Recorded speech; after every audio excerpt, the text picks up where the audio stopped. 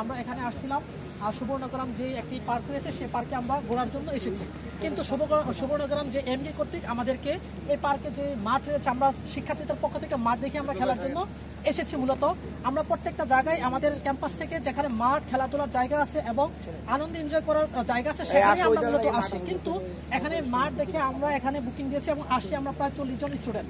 এখানে গত কয়েকদিন আগে আমরা রাষ্ট্রবিজ্ঞান বিভাগ থেকে এসেছি এবং আমরা আজকে এসেছি, কিন্তু এখানে মাঠ দেখার পরে আমরা কিছু অল্প সময় আমাদের কিছু যেগুলো ছিল যেগুলো আমাদের প্রতিযোগিতা ছিল মূলত অল্প সময়ের ভিতরে সেই প্রতিযোগিতাগুলো আমাদের এই মাঠে করতে দিচ্ছে না, তাদের এখানে এমডি করতে কিছু আছে। এই জন্য যারা এখানে আসবেন এবং আসার জন্য নিয়োগ করেছেন বা চিন্তা করেছেন এখানে সম্পূর্ণ না আসার জন্য আপনাদেরকে বিনীত অনুরোধ করছি এবং বলতেছে এখানে খেলার জন্য তাদেরকে 30 থেকে 35,000 টাকা আমাদেরকে দিতে হবে যদি আমরা খেলতে চাই। এখানে 10 মিনিট হোক, 5 মিনিট হোক, আধা ঘন্টা হোক, 1 ঘন্টা হোক, তাদের এই বক্তব্য।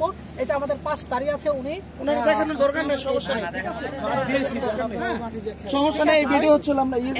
আমরা এখান থেকে চলে যাচ্ছি, এখানে আমরা থাকবো এই মাঠে। ধন্যবাদ।